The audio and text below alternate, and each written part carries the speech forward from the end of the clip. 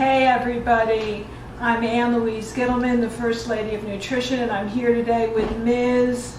Teresa Paff, who's the Executive Fat Plus Chef, and we're here to celebrate summer with a seriously summer watermelon gazpacho soup. Watermelon, once again, a watermelon gazpacho soup. Yes. Now that sounds like a strange combination, but I have to tell you a story. Oh. One summer I invited all of my lady friends from the nutritional space to come to Idaho because I wasn't going to go to New York and I wasn't going to go to Chicago, and now of course we've got a lockdown, so a lot of people aren't traveling.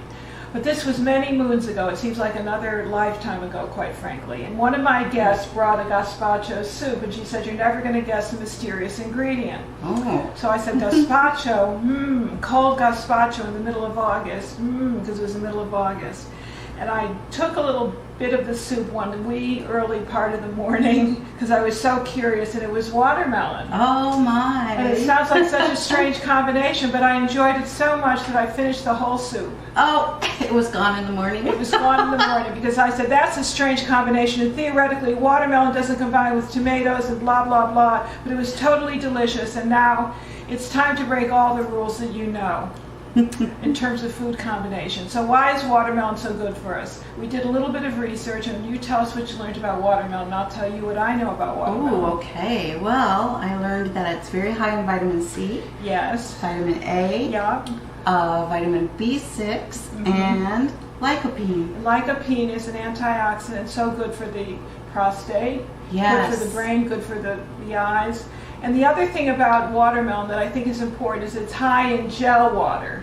Gel water? Gel water, which is kind of an electrolyte formed from some fruits and vegetables, and it's a very hydrating fruit. Now, I'm not a believer in watermelon unless the weather is really hot the way it is today. It is very hot today. Unlike some on the nutritional scene today, I don't believe that eating a lot of fruits or drinking a lot of fruit juice is good unless it is a tropical climate and it is summer. So we're going to teach you how to make the watermelon gazpacho soup in a minute, but before we do, let's share with our viewers the most important cold soups for summer. What would they be? I'm thinking in my head.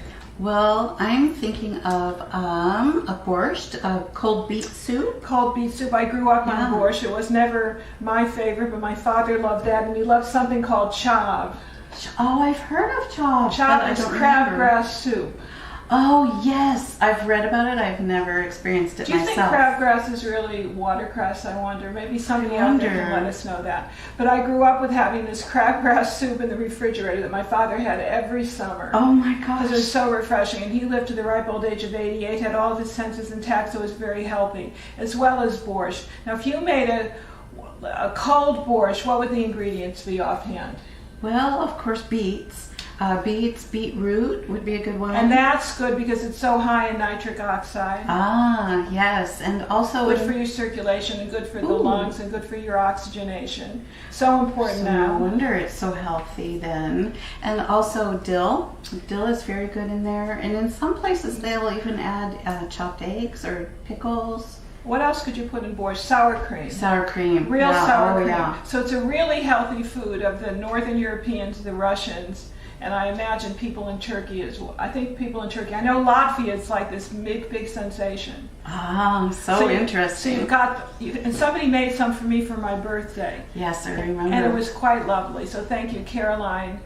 Yes, Vargas. Thank you. Shout out to you. It was so good. My favorite summer soups, though, would be a cold cucumber yogurt soup. Oh, that sounds wonderful. Now, what kind of yogurt can we use if we're sensitive to dairy? Well, I would suggest we have an example here of a cashew yogurt. You could use this. That is really quite good. What about a coconut yogurt? And a coconut yogurt. Coconut yogurt's actually pretty delightful. And I noticed they're even making an almond yogurt these days. So you have a real choice. So just because you're allergic to dairy doesn't mean that you can't enjoy something that's cold. And I also like a cold, it's a summer squash soup. Using yellow squash. And I think I gave you the recipe, but I'm not sure whatever happened to it. I have to go look. So we're going to have to look. We're going to have to look at it. But it's really delightful. Just like in the winter you have something like a butternut squash soup. Yes. You know what I use in the wintertime, by the way, and then we'll get to the watermelon gazpacho. Sure. I use this sweetener. And why do you think we use this Flora Key sweetener? Well, I know that it's a probiotic and a prebiotic. Good for the gut, good for the bacteria. Yes, yes. But it also acts as a sweetener. So if you don't really cook with it, it's absolutely delightful. And I use it right after we cook the squash to give it a little sweetness. Oh, that's perfect. Because some people use sugar, some people use an apple, but I use floricane. Yeah, there you go. And I love it too because it's such a nice light sweetness. It's very satisfying. You know, I have a recipe in one of my first books where we use floricane. It's kind of this fruity slush. I think we called it a fruity sorbet, if I'm not mistaken. Oh, I'll have to look that And up. the magical ingredient is putting a little bit of floricane in the freezer with the mixture. Oh. So I had a luncheon once in my honor. This is a really strange story. It's true, and you know it's probably true knowing me. Yes. So they give me this wonderful dessert, and I say, this is so good, but why did you add sugar? I said, but we didn't, Miss Gittleman. We followed all your instructions in Fat Flush. So I went into the kitchen and they said that the secret was floricane, because when you use it in recipes where you have to freeze, it makes the recipe sweeter. Oh, I just learned something. I haven't tried that before. There you go. Floricane will save the day. Yay. Now, what do we have here, Miss Teresa? So, I'm anxious to try this. These are our ingredients for our wonderful watermelon gazpacho. Yum, yum, yum. So, we will Watermelon. post this recipe for you, by the way. But so here are the ingredients in my nifty little cheat sheet here. We have a cup of scallions, 2 red bell peppers, 2 English cucumbers, 6 to 7 cups of seedless watermelon. So how do you seed the watermelon? So this one was seedless. Oh, so you can, Actually. Oh, you buy seedless watermelon? Yeah, and it makes it a lot How easier. come I didn't know that? I don't know. When I was a little girl, I used to love to eat the watermelon seeds. So did I, because we just spit them out. Yeah.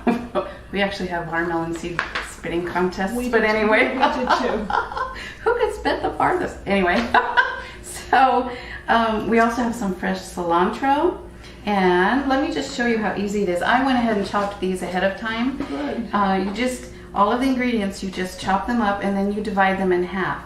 So we're going to take half of the ingredients and put them right in here in our Vitamix. And you could use any blender. You could even Do you think use, the Vitamix works best for this? I do. I like the Vitamix and I really like the Blend Tech also. Any kind of a high-powered blender is Did great. you get that new little gadget for the Vitamix? Not yet, but it should be arriving shortly, Very and we'll good. try that. Hopefully, though, these ingredients should be wet enough to work really well. There we go.